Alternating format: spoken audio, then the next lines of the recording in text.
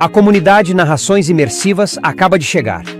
Torne-se membro e tenha acesso a todos os nossos livros, sem interrupções ou propagandas. E em formato de MP3, ouça diretamente da nossa plataforma no Hotmart. Por menos de uma Coca-Cola por mês, você assina nossa comunidade e apoia diretamente nosso trabalho. Não perca mais tempo e venha curtir mais uma forma de ouvir Narrações Imersivas. Link para assinar a comunidade na descrição ou no primeiro comentário fixado. Fique agora com mais um episódio imersivo.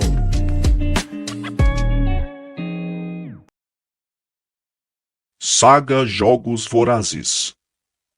A Esperança. Livro 3. De Suzanne Collins. Narrado por Andressa Baudet. Parte 2. O assalto. 10. O grito começa a se formar nas minhas costas e percorre o meu corpo até entalar na minha garganta. Estou muda como uma Avox, engasgada em meu pesar. Mesmo que pudesse liberar os músculos do pescoço, deixar o som explodir no espaço, será que alguém notaria? A sala está uma balbúrdia. Perguntas e pedidos chegam de todos os lados enquanto tentam decifrar as palavras de Pita. E você, no 13, morta de manhã. No entanto, ninguém está fazendo nenhuma pergunta sobre o mensageiro cujo sangue foi substituído pela estática. Uma voz chama a atenção dos outros. Calem a boca! Todos os pares de olhos fixam-se sobre Haymitch. Isso não é nenhum grande mistério. O garoto está dizendo que estamos a ponto de ser atacados. Aqui, no 13. Como ele teria essa informação? Por que a gente acreditaria nele? Como você sabe? Haymitch dá um rosnado de frustração. Estão batendo nele enquanto a gente está aqui conversando. Do que mais vocês precisam? Katniss, me ajuda aqui, por favor. Preciso sacudir a mim mesma para que as palavras saiam de minha boca. Haymitch tem razão. Não sei onde Pita conseguiu a informação, nem mesmo se ela é verdadeira. Mas ele acredita que sim, e eles estão... Eu não consigo dizer em voz alta o que Snow está fazendo com ele. Vocês não o conhecem, diz Haymitch a Coin. Nós sim. Coloque seu pessoal de prontidão. A presidenta não parece alarmada, apenas um tanto quanto perplexa com a guinada nos eventos. Ela pondera as palavras, batendo um dedo suavemente na borda do painel de controle à sua frente. Quando fala, se dirige a Haymitch com uma voz equilibrada. É claro, estamos preparados para tal cenário. Embora tenhamos décadas de apoio à suposição de que mais ataques diretos ao 13 seriam contraproducentes à causa da capital. Mísseis nucleares liberariam radiação na atmosfera com incalculáveis danos ao meio ambiente. Até mesmo um bombardeio rotineiro poderia estragar acentuadamente nossas instalações militares, as quais sei que eles têm esperança de reconquistar. E é claro, esse tipo de atitude é um convite ao contra-ataque. É concebível que, devido à nossa aliança atual com os rebeldes, esses riscos possam ser vistos como aceitáveis. Você acha? Diz Haymitch com certo exagero de sinceridade, mas as sutilezas da ironia frequentemente passam despercebidas no 13. Acho, sim. De qualquer modo, vamos ingressar na instrução de treinamento de nível 5 de segurança, diz Coin. Vamos dar início ao confinamento. Ela começa a digitar rapidamente no teclado, autorizando sua decisão. Assim que levanta a cabeça, começa. Houve 2 instruções de treinamento de níveis baixos desde que cheguei ao 13. Não me lembro muito bem da primeira. Eu estava na UTI, no hospital, e acho que os pacientes foram dispensados, já que a complicação de nos transferir em função de uma instrução de treinamento superava os benefícios. Lembro vagamente de uma voz mecânica instruindo as pessoas a se congregar em zonas amarelas. Durante a segunda, uma instrução de treinamento de nível 2 dirigida a crises menores, tais como uma quarentena temporária enquanto cidadãos eram examinados para saber se estavam contaminados durante uma epidemia de gripe. Tínhamos que voltar para nossos alojamentos. Fiquei atrás de uma bomba hidráulica na lavanderia, ignorei os bips incessantes do sistema de som e observei uma aranha construir sua teia. Nenhuma das duas experiências me preparou para as ensurdecedoras e atordoantes sirenes que agora permeiam o 13. Não há como desconsiderar esse som, que parece produzido para lançar a população inteira num frenesi. Mas isso aqui é o 13, e esse tipo de coisa não acontece. Finnick e eu deixamos o comando guiados por Boggs. Passamos por um corredor até chegarmos a uma porta e depois a uma ampla escadaria. Uma massa humana está convergindo para formar um rio que flui apenas para baixo. Ninguém grita ou tenta empurrar os outros. Nem mesmo as crianças opõem resistência. Nós descemos degrau após degrau, mudos porque nenhuma palavra poderia ser ouvida em meio ao som da sirene. Procuro minha mãe e Prim, mas é impossível ver quem quer que seja além das pessoas que estão bem ao meu redor. Entretanto, as duas estão trabalhando no hospital hoje à noite, de modo que não há nenhuma chance de elas perderem a instrução de treinamento. Meus ouvidos latejam e os olhos estão pesados. Estamos nas profundezas da terra, tão fundo quanto se estivéssemos em uma mina de carvão. A única vantagem é que quanto mais profundamente entramos, menos estridentes se tornam as sirenes. É como se a função delas fosse nos afastar fisicamente da superfície, o que acho que é exatamente o que acontece. Grupos de pessoas começam a se desgarrar para o interior de recintos cujas portas estão marcadas. E mesmo assim, Boggs continua me levando para baixo, até que finalmente a escada acaba na extremidade de uma enorme caverna. Começo a caminhar diretamente para dentro dela e Boggs me impede, mostrando que devo colocar minha programação na frente de um scanner para que a minha entrada seja registrada. Sem sombra de dúvida, a informação vai para um computador em algum lugar para garantir que ninguém fique perdido. Parece impossível determinar se esse lugar é natural ou feito pelo homem. Certas áreas das paredes são pedra, enquanto vigas de metal e concreto reforçam pesadamente outras. Há beliches bem entalhados nas paredes de pedra. Há uma cozinha, banheiros, uma estação de primeiros socorros. Este lugar foi projetado para uma permanência duradoura. Letreiros brancos com letras e números aparecem em intervalos ao redor da caverna, enquanto Boggs diz para mim e para Finnick que devemos nos dirigir à área referente aos aposentos que nos foram designados, no meu caso E, de compartimento E, Plutarch aparece. Ah, encontrei vocês, diz ele. Os eventos recentes exerceram pouco efeito sobre o humor de Plutarch. Ele ainda possui aquela alegre cintilância no rosto que sucedeu ao êxito de Beatty no assalto televisivo. Olhos na floresta, não nas árvores. Não na punição de Pita ou no iminente bombardeio do 13. Katniss, obviamente esse é um momento ruim para você, ainda por cima com o contratempo do Pita, mas precisa ficar ciente de que os outros vão continuar de olho em você. O quê? Pergunto. Não consigo acreditar que ele realmente acabou de rebaixar as duríssimas circunstâncias em que se encontra Pita a um reles contratempo. As outras pessoas no bunker vão seguir seu exemplo de como reagir a tudo isso. Se você estiver calma e corajosa, os outros também vão tentar ficar assim. Se você entrar em pânico, ele pode se espalhar como um incêndio, explica Plutarch. Eu apenas olho fixamente para ele. Está pegando fogo, de um certo modo. Continua ele, como se eu estivesse sendo lenta na compreensão. Que tal se eu simplesmente fingir que estou diante das câmeras, Plutarch? Isso, perfeito. As pessoas ficam sempre bem mais corajosas com uma plateia, diz ele. Olha só a coragem que Pita acabou de demonstrar. Tenho que me conter para não dar um tapa na cara dele. Preciso voltar para Coin antes do confinamento. Continue trabalhando bem, diz ele, e vai embora. Atravesso o recinto até a grande letra E na parede. Nosso espaço consiste em um quadrado de 4 por 4 metros de chão de pedra delineado por linhas pintadas. Entalhados na parede encontram-se 2 beliches. Um de nós vai dormir no chão, e um espaço em forma de cubo ao nível do chão para estocagem. Um pedaço de papel branco coberto com um plástico transparente contém as palavras Protocolo do Bunker. Olho fixamente para manchinhas pretas no lençol. Por um tempo, elas ficam obscurecidas pelos resíduos de sangue que não consigo apagar da minha visão. Lentamente, as palavras entram em foco. A primeira sessão é denominada Ao Chegar. 1. Certifique-se de que todos os membros de seu compartimento estejam registrados. Minha mãe e Prim ainda não chegaram, mas eu fui uma das primeiras pessoas a chegar no bunker. As duas provavelmente estão ajudando a realocar os pacientes do hospital. 2. Dirija-se à estação de suprimentos e garanta um pacote para cada membro de seu compartimento. Prepare sua área de habitação. Devolva os pacotes.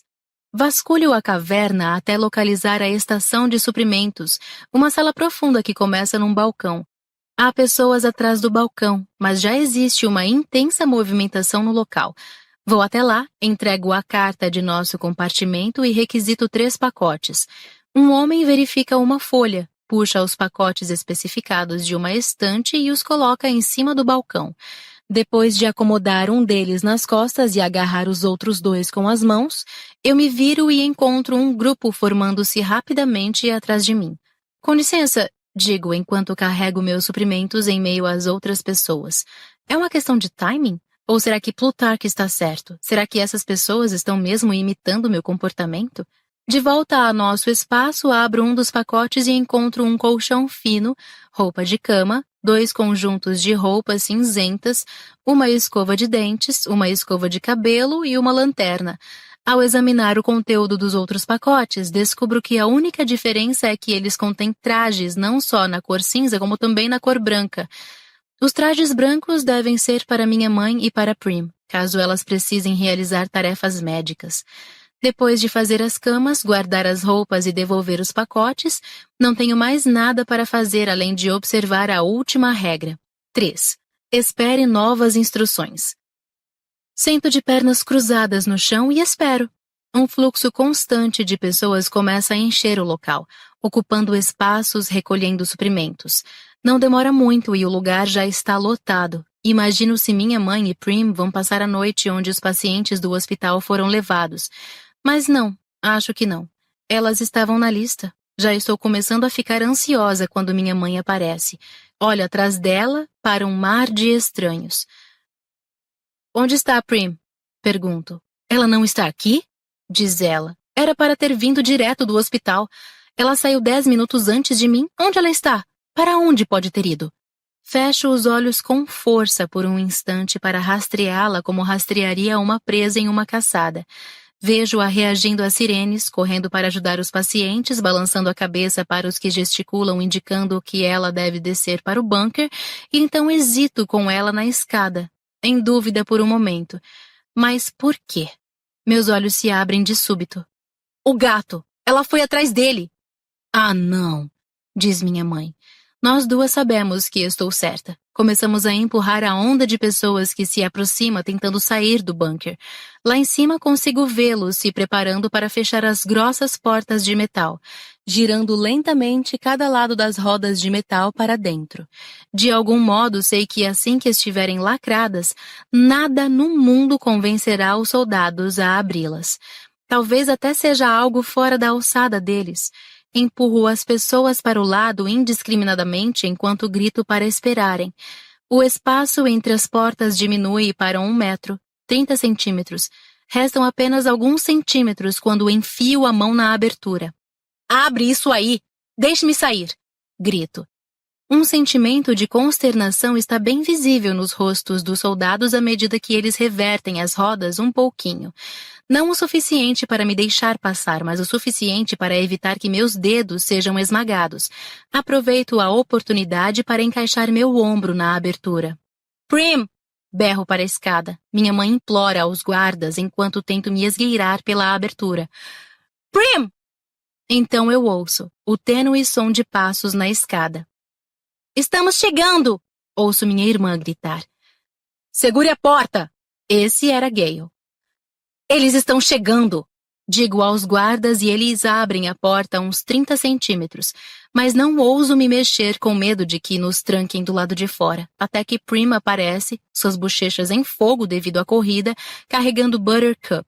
Eu a puxo para dentro e Gale a segue, torcendo para o lado um braço cheio de bagagem para entrar no bunker. As portas são fechadas com um clangor final. Onde é que você estava com a cabeça? Sacudo Prim com raiva e em seguida a abraço esmagando Buttercup entre nós duas. A explicação de Prim já está em seus lábios. Não podia deixá-lo para trás, Katniss. Seria a segunda vez. Você devia tê-lo visto correndo de um lado para o outro e miando. Ele teria voltado para proteger a gente. Tudo bem, tudo bem. Respiro fundo algumas vezes para me acalmar. Dou um passo para trás e ergo Buttercup pelo cangote. Eu devia tê-lo afogado quando tive a oportunidade. As orelhas dele se abaixam e ele ergue uma pata. Eu silvo antes que ele tenha a chance de fazê-lo, o que parece perturbá-lo um pouco, já que ele imagina que silvo seja uma demonstração sonora de desprezo exclusiva dele. Em retaliação, ele solta um inofensivo miado de gatinho que faz com que minha irmã apareça imediatamente em sua defesa.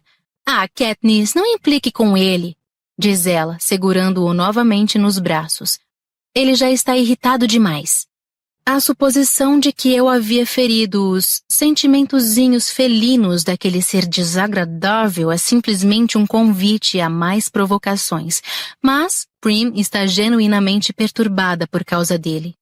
Então, em vez disso, visualizo o pelo de Buttercup sendo usado como forro para um par de luvas, uma imagem que me ajudou a lidar com ele ao longo dos anos. Tudo bem, desculpe. Estamos embaixo do E grande na parede. É melhor acomodá-lo logo antes que ele pire completamente. Prim sai correndo e dou de cara com Gale. Ele está segurando a caixa de suprimentos médicos de nossa cozinha no 12, local de nossa última conversa, de nosso beijo, de nossa discussão e tudo mais. Minha bolsa de caçada está pendurada no seu ombro. Se Pita estiver mesmo certo, isso aqui não teria a menor chance, diz ele.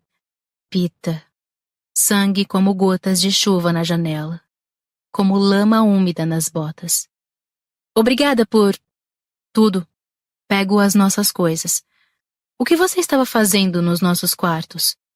Dando uma geral pela segunda vez, diz ele. Estamos no 47 se precisarem de mim. Praticamente todos se retiraram para seus espaços quando as portas se fecharam, de modo que consigo chegar em nosso novo lar com pelo menos 500 pessoas me observando. Tento parecer extra calma, para compensar a minha frenética correria em meio à multidão, como se isso enganasse alguém. Até parece que sirvo como exemplo para quem quer que seja. Ah, quem se importa? Todos pensam que sou maluca mesmo. Um homem que acho que derrubei no chão olha para mim e esfrega o cotovelo ressentido. Eu quase silvo para ele também. Prim instalou Buttercup no beliche inferior, enrolado num cobertor de modo que apenas o rosto dele fica visível. É assim que ele gosta de ficar quando há trovão, a única coisa que realmente o assusta. Minha mãe coloca sua caixa cuidadosamente no cubo. Eu me agacho, as costas apoiadas na parede para verificar o que Gale conseguiu resgatar na minha bolsa de caçada. O livro das plantas, a jaqueta de caçada, a foto do casamento de meus pais e o conteúdo pessoal da minha gaveta. Meu broche de tordo agora vive no traje de sina, mas tem o medalhão dourado com fecho e o paraquedas prateado com a cavilha e a pérola de Pita. Dou um nó para prender a pérola no canto do paraquedas e enfio tudo bem no fundo da bolsa, como se fosse a vida de Pita e ninguém tivesse o direito de tirá-la enquanto ela estivesse sob a minha guarda. O tênue som das sirenes interrompe bruscamente meus pensamentos. A voz de Coin surge no sistema de áudio do distrito, agradecendo a todos por uma evacuação exemplar dos níveis superiores. Ela salienta que isso não é uma instrução de treinamento, já que Pita Mellark, o vitorioso do Distrito 12, possivelmente fez na TV uma referência a um ataque ao 13 hoje à noite. É nesse momento que a primeira bomba cai. Há uma sensação inicial de impacto seguida por uma explosão que ressoa nas partes mais recônditas de meu corpo, no revestimento de meus intestinos, no tutano de meus ossos, nas raízes de meus dentes. Vamos todos morrer, penso. Meus olhos se voltam para cima, na expectativa de ver rachaduras gigantescas percorrendo o teto, enormes pedaços de pedra chovendo sobre nós, mas o bunker em si sofre apenas um ligeiro tremor. As luzes se apagam e experimento a desorientação proporcionada pela escuridão total. Indiscerníveis sons humanos, gritos espontâneos, respirações entrecortadas, choros de bebês, um trechinho musical de uma gargalhada insana dançam ao redor do ar carregado. Então, ouve-se o zumbido de um gerador, e um brilho tênue e oscilante substitui a poderosa iluminação que é a norma no 13. É parecido com o que tínhamos em nossas casas no 12, quando as velas e o fogo queimavam baixinho nas noites de inverno. Me aproximo de Prim na penumbra, agarro sua perna e me puxo para perto dela. Sua voz permanece equilibrada ao falar ternamente com Buttercup. Está tudo bem, bebê, está tudo bem. Estamos seguros aqui embaixo. Minha mãe nos abraça. Deixo-me sentir jovem por um momento e descansar a cabeça em seu ombro. Isto não é nem um pouco parecido com as bombas que caíram no 8, digo. Provavelmente foi um míssil de bunker, diz Prim, mantendo a voz tranquilizadora por causa do gato. Ficamos sabendo deles durante a orientação para os novos cidadãos. Eles são projetados para penetrar bem fundo no chão antes de explodir, porque não há mais sentido em bombardear a superfície do 13. Nuclear? Pergunto, sentindo um calafrio percorrendo o meu corpo. Não necessariamente, diz Prim. Alguns deles possuem somente uma grande quantidade de explosivos em seu interior. Mas pode ser de um tipo ou de outro, acho. O brilho tênue torna difícil ver as pesadas portas de metal no fim do bunker. Será que elas seriam de alguma proteção contra um ataque nuclear? E mesmo que fossem 100% eficientes em bloquear a radiação, o que é realmente improvável, será que seríamos algum dia capazes de sair deste lugar? A ideia de passar, seja lá o que resta de minha vida neste cofre de pedra, me deixa horrorizada. Eu quero sair correndo como uma louca e exigir ser liberada para encarar o que quer que haja acima de mim. É inútil, eles jamais me deixariam sair. E eu poderia dar início a uma correria capaz de fazer com que pessoas fossem pisoteadas. Estamos tão fundo no subterrâneo que tenho certeza de que estamos em segurança, diz minha mãe sem muita firmeza. Será que ela está pensando em meu pai explodindo em 1000 pedacinhos nas minas? Mas essa foi por pouco. Ainda bem que Pita teve meios para nos alertar. Meios? Um termo geral que de alguma forma inclui tudo o que era necessário para ele soar o alarme. O conhecimento, a oportunidade, a coragem. E mais uma coisa que não consigo definir. Pita parecia estar empreendendo uma espécie de batalha em sua mente, lutando para que a mensagem saísse. Por quê? A facilidade com a qual ele manipula as palavras é seu grande talento?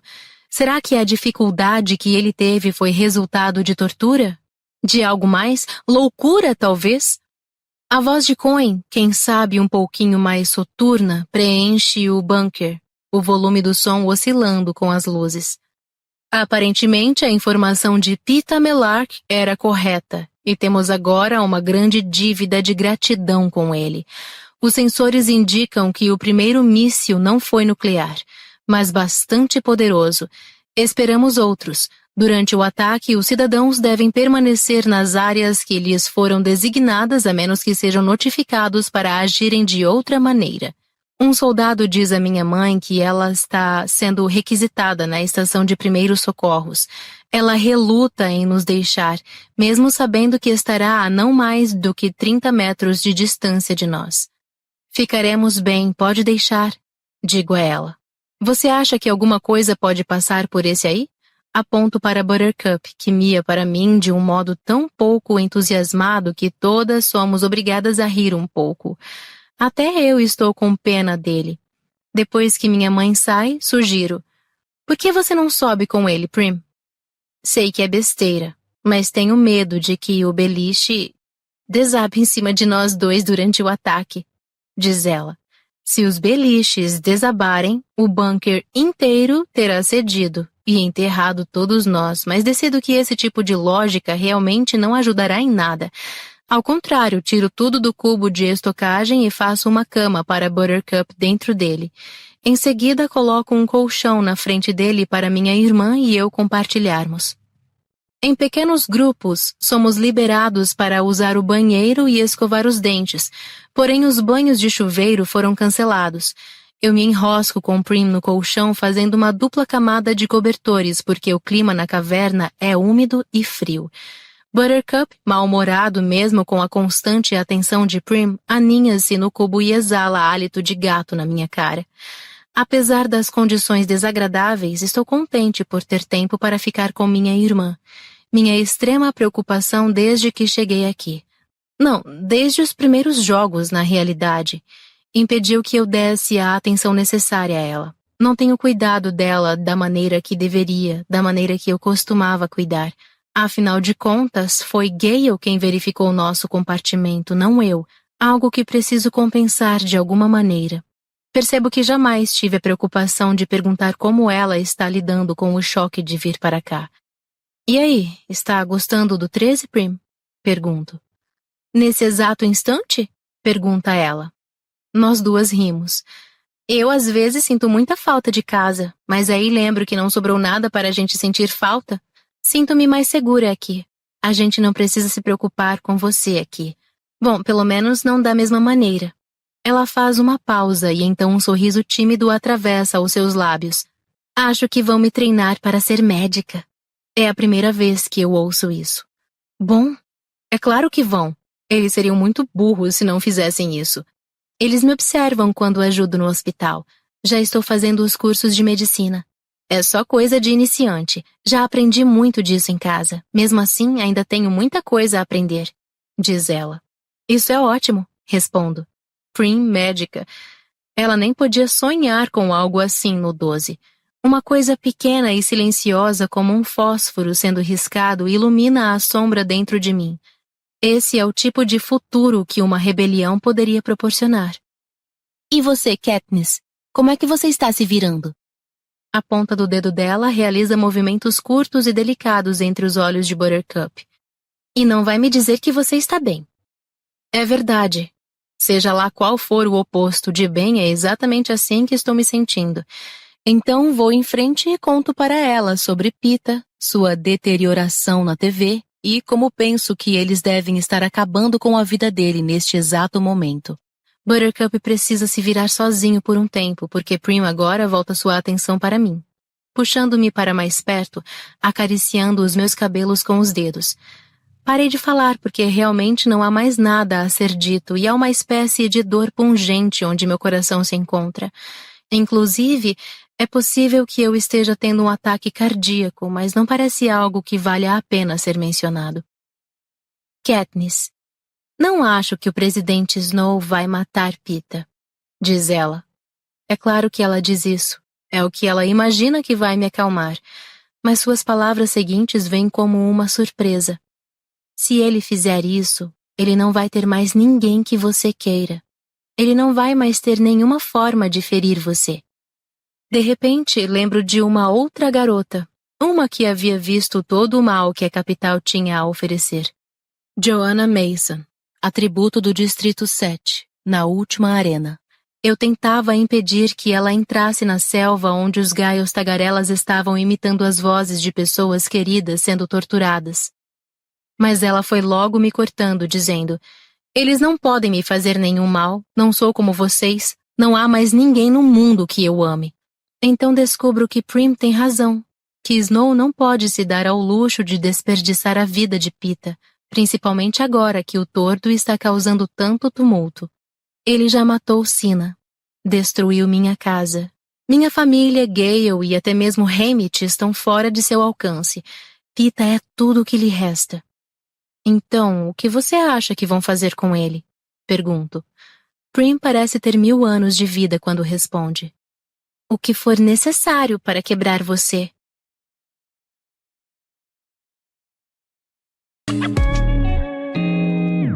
O canal Narrações Imersivas agradece por ter ouvido mais um episódio conosco.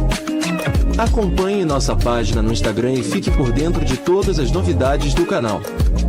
E se você vê valor nesse projeto, considere apoiá-lo. Faça parte da nossa comunidade no Hotmart. Até a próxima com mais uma narração imersiva.